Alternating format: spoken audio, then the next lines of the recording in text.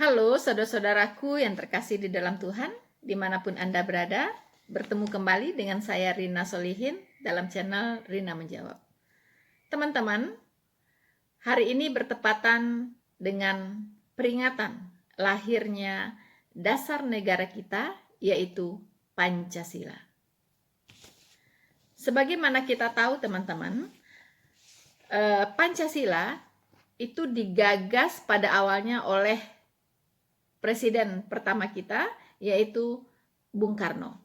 Istilah Pancasila itu disebut pertama kali di dalam pidato Bung Karno pada tanggal 1 Juni 1945. Teman-teman, kita bersyukur sekali. Kita sangat bersyukur sekali dengan adanya Pancasila. Pancasila ini adalah dasar negara kita, dasar dari Negara Kesatuan Republik Indonesia, yang sangat cocok ya dengan eksistensi kita, dengan kondisi negara kita yang multi etnis, multi agama, dan multi budaya, adat istiadat dan sebagainya. Nah, Pancasila dengan 5 butirnya ini teman-teman itu berfungsi untuk merekatkan ya, mampu merekatkan berbagai perbedaan yang ada ya, menjadi satu kesatuan, yaitu Negara Republik Indonesia.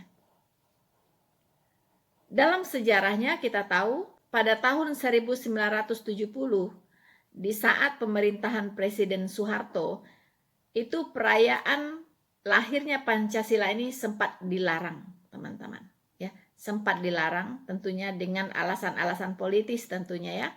Nah, Pak Jokowi kembali menetapkan peringatan 1 Juni sebagai hari lahirnya Pancasila dan menetapkan itu sebagai hari besar nasional. Pada tahun 1964 teman-teman, disitulah pertama kalinya Bung Karno menyarankan untuk memperingati hari lahirnya Pancasila pada tanggal 1 Juni. Yaitu untuk selalu kita menyadarkan setiap warga negara bahwa begitu luar biasanya ya dasar negara kita Pancasila yang mampu merekatkan seluruh anak bangsa menjadi satu bangsa, yaitu Indonesia.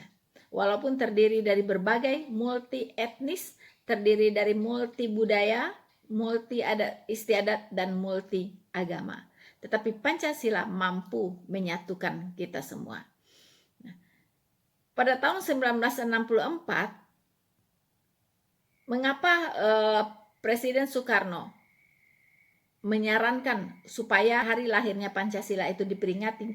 Karena ada beberapa orang yang mulai menyelewengkan Pancasila. Wow, pada saat itu saja sudah ada ya orang-orang yang ingin menyelewengkan Pancasila, teman-teman.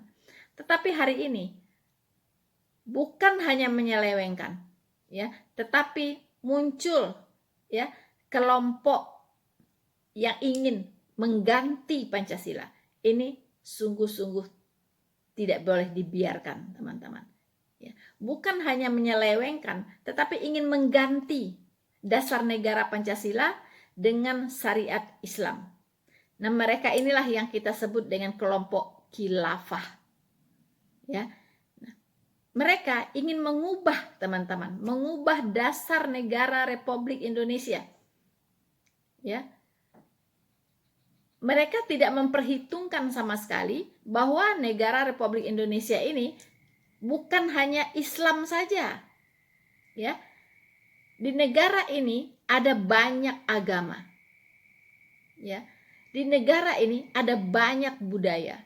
Di negara ini ada banyak ras dan suku bangsa. Mereka tidak melihat itu semua. Mereka tutup mata. Yang penting Indonesia harus menjadi negara Islam, negara khilafah, yang dimana-mana negaranya hancur lebur, teman-teman. Ya, tidak ada negara khilafah yang menjadi negara maju, tidak ada. Yang ada adalah porak-poranda, hancur-hancuran. Ya, dan penduduknya banyak yang mati dibunuh atau hengkang ke luar negeri. Ya. Kabur. Ya, ke negara-negara kafir, yang mereka sebut kafir, tapi mau cari kehidupan ke sana, mau cari aman ke sana, ya, mau cari kenyamanan ke negara kafir, begitu. Inilah munafikun yang luar biasa, begitu ya. So, saudara-saudaraku yang terkasih di dalam Tuhan, hari ini kita tidak boleh lagi menganggap ini, ya, kebangkitan khilafah ini, teman-teman, ini tidak boleh lagi dianggap suatu hal yang biasa-biasa saja. Ya, biasa-biasa saja. Karena semakin kesininya, ya, itu mereka semakin mengaktualisasikan diri. Semakin berani menyatakan dirinya secara terang-terangan, secara terbuka. Dan mereka berani menyatakan maunya apa. Ya. Bahkan berani menyatakan keinginannya apa. Ingin mau dijadikan apa Indonesia ini. Semua orang harus mengerti apa yang mereka inginkan. Dan semua orang harus ikut apa yang mereka inginkan. Teman-teman. Nah, saudara-saudaraku yang terkasih di dalam Tuhan. Sekarang, Indonesia sedang disorot oleh dunia. Terutama dengan kasus Abdul Somad yang di-reject oleh negara Singapura.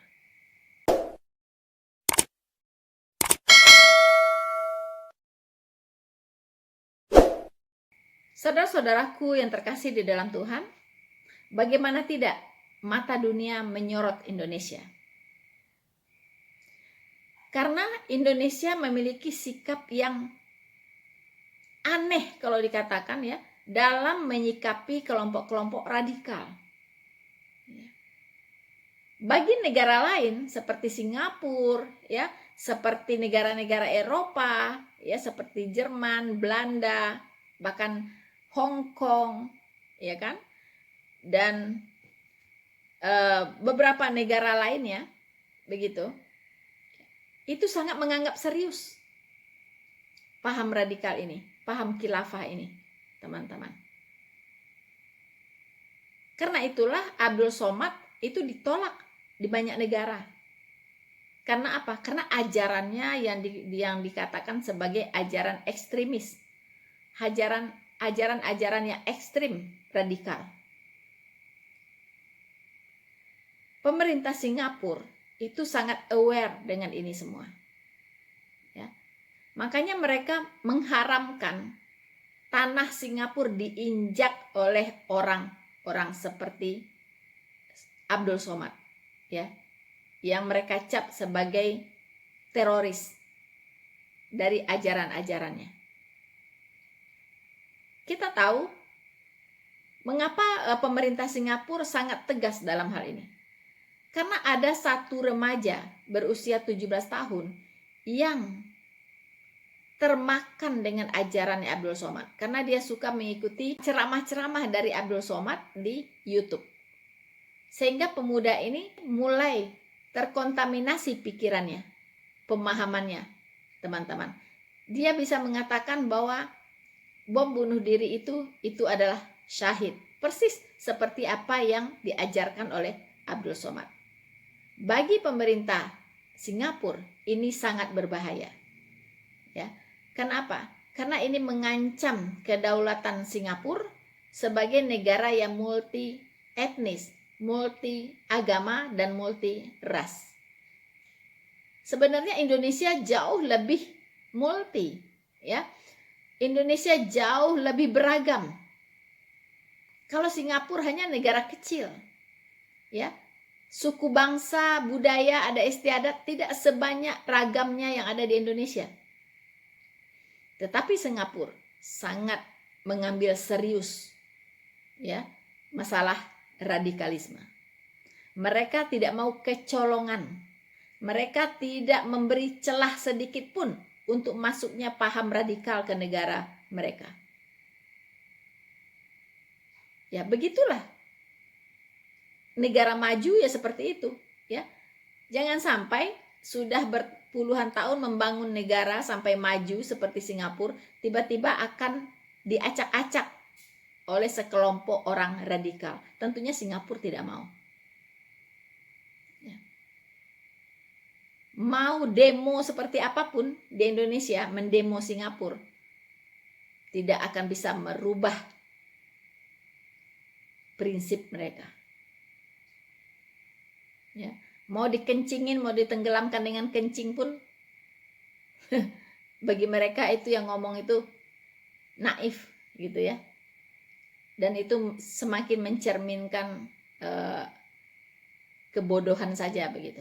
Sangat memalukan, mempermalukan Indonesia di mata dunia. So teman-teman, barusan kita lihat ada konvoi, ya, ada parade, ada semacam kampanye khilafah, ya. Kalau tidak salah di Jakarta Timur, ya, di Jakarta Timur, sampai masuk ya ke TV One juga menyiarkan itu.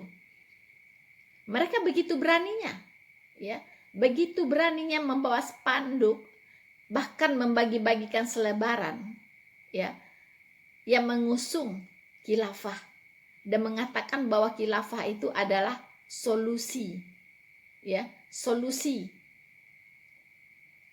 terbaik bagi persoalan bangsa. Wow. Inilah kalau kita lihat api kecil sudah semakin membesar. Mengapa menjadi membesar seperti hari ini? Ya karena dibiarkan begitu. Saya juga heran mengapa aparat pemerintah itu tidak mengambil serius, tidak menganggap serius masalah ini. Begitu. Pembiaran dan pembiaran. Api kecil kalau dibiarkan akan menjadi besar. Dan ingat, kalau api itu sudah besar, itu susah untuk dipadamkan. Bisa jadi memakan korban.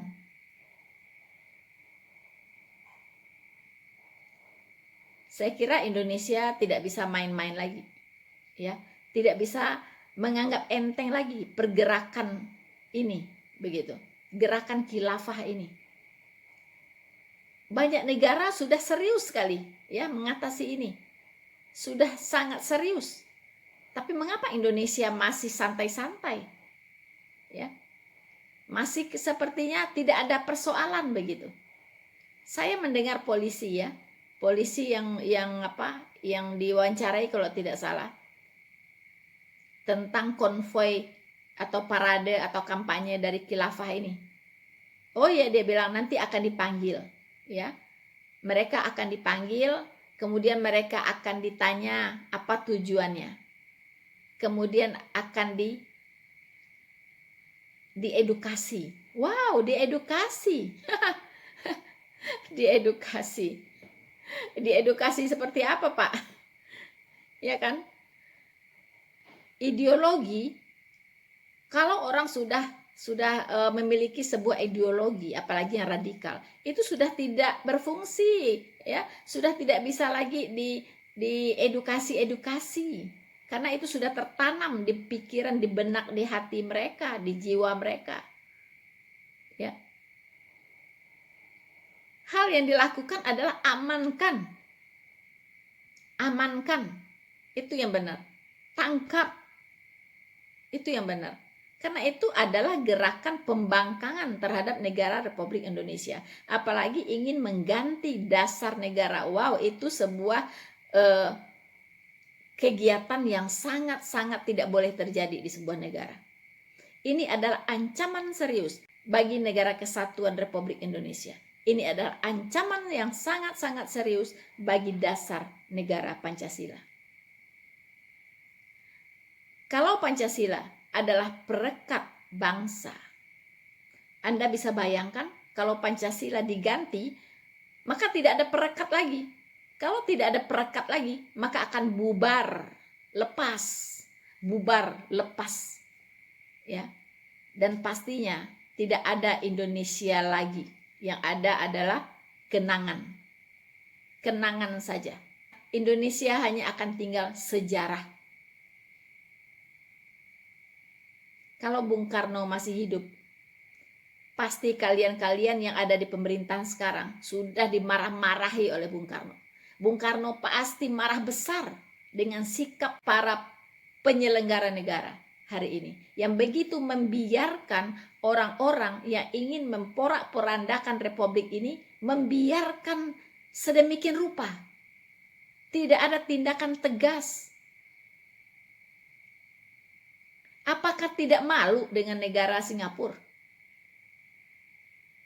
Saya yakin ketika pembiaran terjadi, ya, seperti hari ini, mereka mulai mengkampanyekan khilafah begitu bebasnya, tanpa ada rasa takut. Karena memang tidak ada yang ditakuti. Toh mereka bebas, dibiarkan saja begitu. Dan Anda tahu, mata dunia menyorot Indonesia. Hanya ada dua kemungkinan. Pertama, mengatakan Indonesia itu terlalu berani. Berani karena bodoh. Ya kan? Yang kedua, Indonesia itu konyol. Konyol. Mereka mengharamkan tanahnya diinjak hanya oleh satu orang radikal, yaitu Somad. Mereka bertindak tegas, ya, karena hanya satu rakyatnya terkontaminasi radikal oleh ajaran Somad. Tapi Indonesia bukan satu, ya, bukan satu, ribuan, bisa jadi jutaan, ya, karena masih ada yang malu-malu untuk tampil sebagai orang khilafah. Biasanya memilih diam, ya, tapi di hatinya itu sudah khilafah, begitu. Jangan main-main, ya. Apa tidak malu begitu, ya? Pemerintah apa tidak malu? Kami rakyat saja menjadi malu begitu. Kami rakyat saja sangat-sangat merasa malu. Malu jadi orang Indonesia. Karena merasa bodoh sekali begitu. Merasa jadi warga negara yang sangat bodoh, memiliki negara yang begitu konyol. Ya.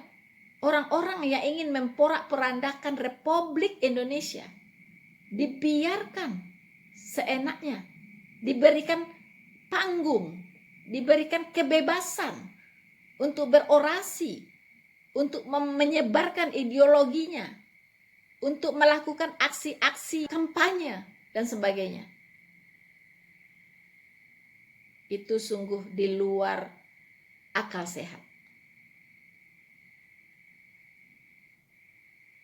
Saya heran, apakah kita ini terlalu bodoh sehingga tidak bisa membayangkan apa yang akan terjadi?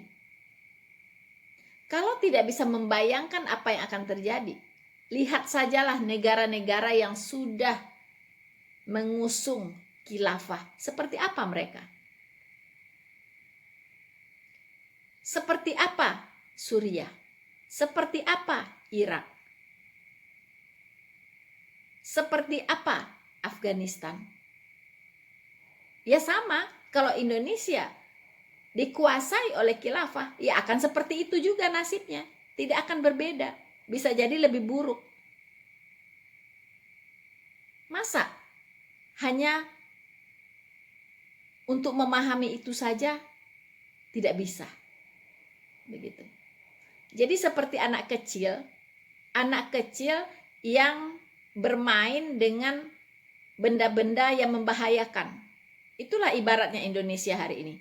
Seperti anak kecil karena kebodohannya, ketidaktahuannya, begitu enaknya gitu, bermain-main dengan listrik, ya, bermain-main dengan benda tajam, bermain-main dengan api, begitu, bermain-main dengan binatang yang berbisa. Saya membayangkan Indonesia itu seperti itu hari ini, begitu. Tanpa dia sadari dia sedang berada di dalam bahaya besar. Orang luar sudah berteriak-teriak, "Hei, jangan main itu, bahaya. Ya, nanti kamu kalau tersengat listrik mati. Hei, jangan main dengan binatang itu, nanti kamu kalau digigit mati, itu binatang berbisa." Negara luar sudah berteriak-teriak sebenarnya. Dan Tuhan memakai Singapura, memakai beberapa negara yang menolak dengan tegas orang-orang radikal masuk ke negaranya. Itu adalah teguran keras bagi Indonesia. Itu adalah tamparan keras sebenarnya. Anak kecil yang bermain dengan barang-barang yang berbahaya digampar dengan keras. Sudah digampar dengan keras, tapi masih saja tidak sadar. Itu namanya dablek. Dablek. Betul-betul memalukan.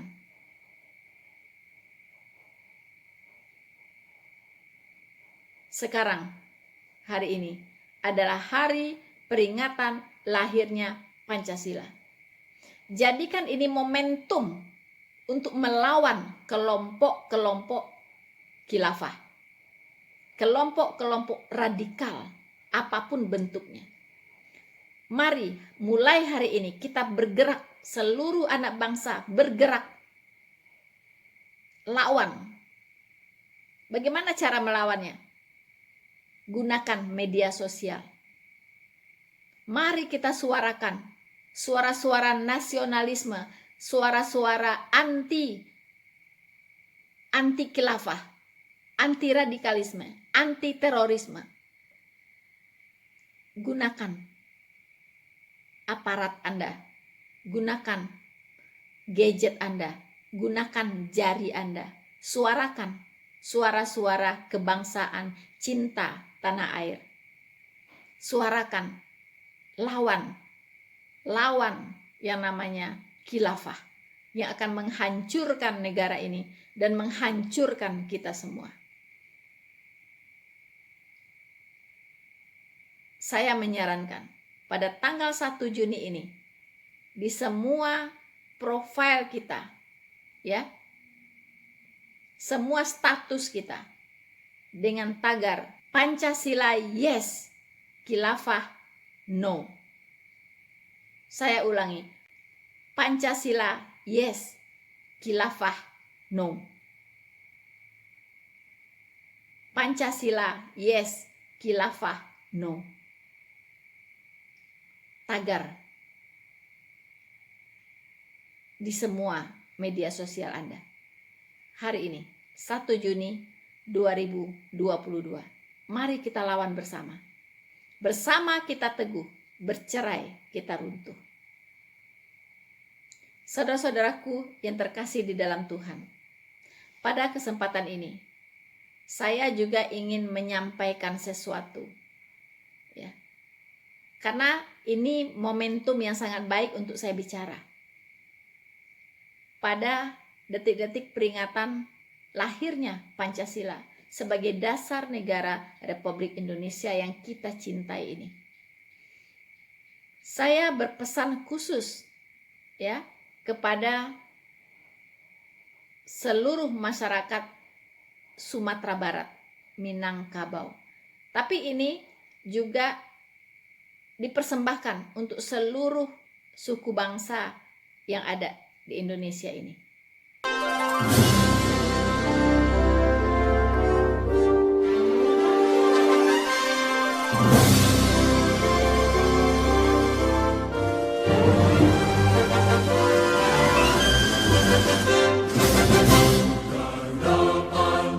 Pancasila, akulah pendukungmu, patriot proklamasi, sedia berkorban untukmu. Pancasila dasar negara, rakyat adil maupun sentosa, pribadi bangsaku. Ayo maju, ayo maju, maju, ayo maju, maju.